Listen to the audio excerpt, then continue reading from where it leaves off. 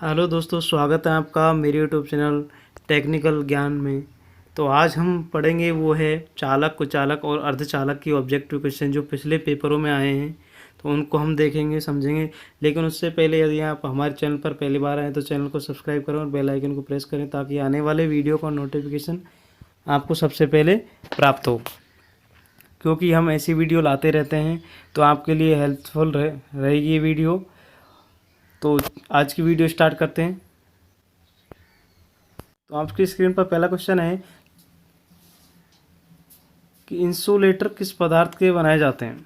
Insulator किस पदार्थ के बनाए जाते हैं? तो आंसर होगा इसमें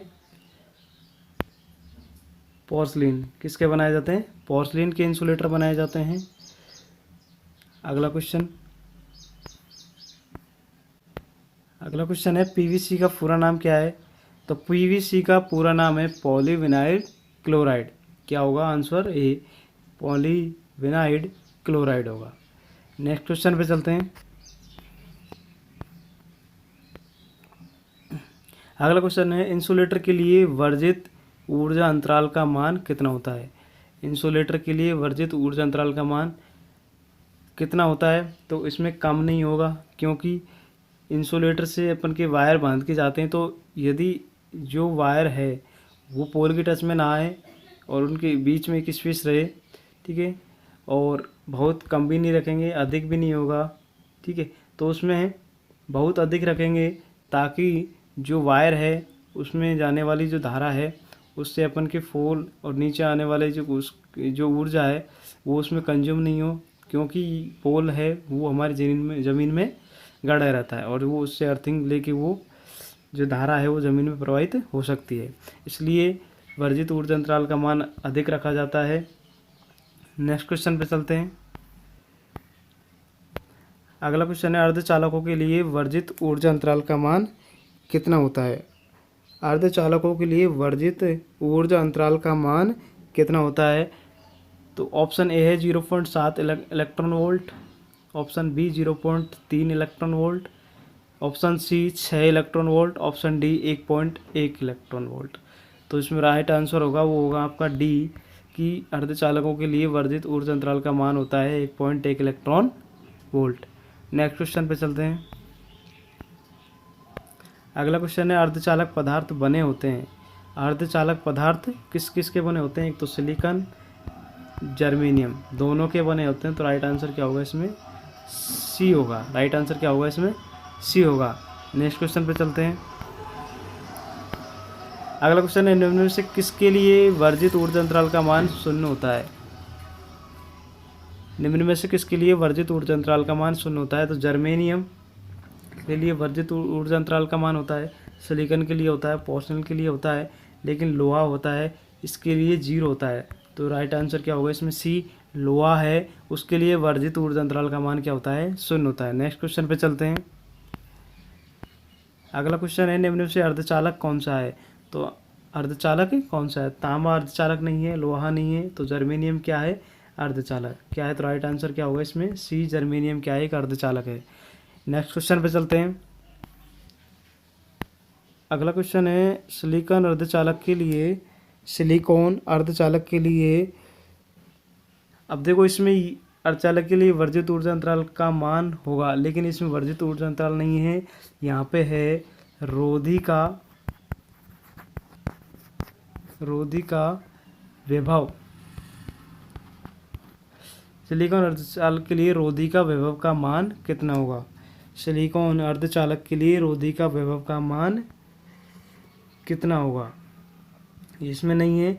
तो सिलिकॉन अर्धचालक के लिए रोधी का वैभव का मान कितना होगा? तो राइट आंसर होगा इसमें 0.7 वोल्ट। कितना होगा? 0.7 वोल्ट। नेक्स्ट क्वेश्चन पे चलते हैं। अगला क्वेश्चन है जर्मेनियम के लिए रोधी का वैभव का मान कितना होता है? जर्मेनियम के लिए रोधी का वैभव का मान कितना होता है? पहला ऑप्शन है 0.3 वोल्ट, बी 0.7 वोल्ट, सी 1 वोल्ट और डी 10.2 वोल्ट। तो इसमें राइट आंसर होगा वो होगा ए, जर्मेनियम के लिए रोधी का वैभव का जो मान होता है वो होता है 0.3 वोल्ट। क्या होता है? 0.3 वोल्ट। नेक्स्ट क्वेश्चन पे चलते हैं। अगला क्वेश्चन है, यदि कार्बन को गर्म किया जाए तो उसके प्रतिरोध पर क्या प्रभाव पड़ेगा। यदि कार्बन को गर्म किया जाए तो उसके प्रतिरोध पर क्या प्रभाव पड़ेगा।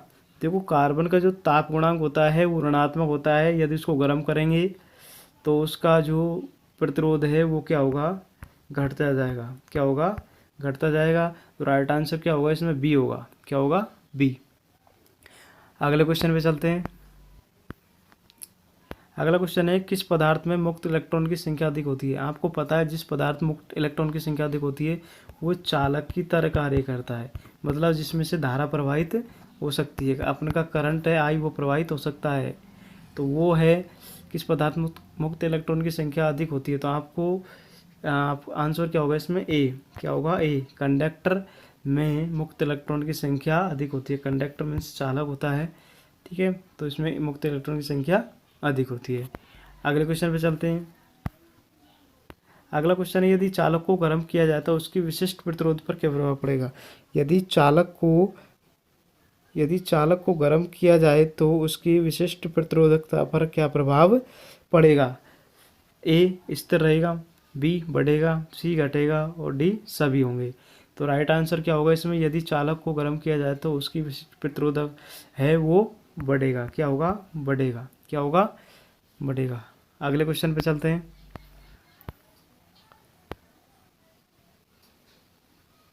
अगला क्वेश्चन है, सेमीकंडक्टर 0 केल्विन पर किस तरह व्यवहार करता है।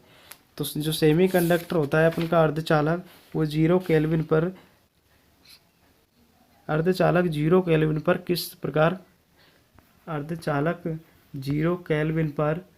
प्रकार कार्य करता है। तो वो कार्य करता है कुचालक की तरह। किसकी तरह, कुचालक। और कुचालक इंसुलेटर होता है, किसकी तरह, इंसुलेटर की तरह कार्य करेगा। अगले क्वेश्चन पे चलते हैं। अगला क्वेश्चन है, सिलिकॉन के लिए 0 केल्विन पर वर्जित ऊर्जा अंतराल का मान कितना होता है। सिलिकॉन के लिए 0 केल्विन पर वर्जित ऊर्जा अंतराल का मान कितना होता है। Option A 1.21 electron volt, option B 1.1 electron volt, option C 0.71 electron volt, option D 0.784 electron volt. तो राइट आंसर होगा इसमें वो होगा ए। क्या होगा, ए 1.21 इलेक्ट्रॉन वोल्ट 0 केल्विन पर वर्जित ऊर्जा अंतराल का मान होता है सिलिकॉन के लिए। लास्ट क्वेश्चन पे चलते हैं। अगला क्वेश्चन है, सिलिकॉन अर्धचालक का उपयोग जर्मेनियम की तुलना में अधिक क्यों किया जाता है। सिलिकॉन जो अर्धचालक है उसका प्रयोग जर्मेनियम की तुलना में अधिक क्यों किया जाता है। तो ऑप्शन ए अधिक ताप सामर्थ्य के लिए, ऑप्शन बी कम ताप सामर्थ्य के लिए, ऑप्शन सी अधिक धारा रेटिंग के लिए, ऑप्शन डी अधिक वोल्टेज के लिए। तो राइट आंसर होगा इसमें ए, अधिक ताप सामर्थ्य होती है किसकी, सिलिकॉन की, इसलिए जर्मेनियम की तुलना में उसका अधिक प्रयोग किया जाता है। तो आज के हमारे इतने क्वेश्चन थे, बचे हुए जो क्वेश्चन हैं अगले वीडियो में कवर करेंगे। तो यदि आपने हमारे चैनल को सब्सक्राइब नहीं किया तो सब्सक्राइब करें और बेल आइकन को प्रेस करें। आज का वीडियो यहीं समाप्त करते हैं। Thanks for watching my video.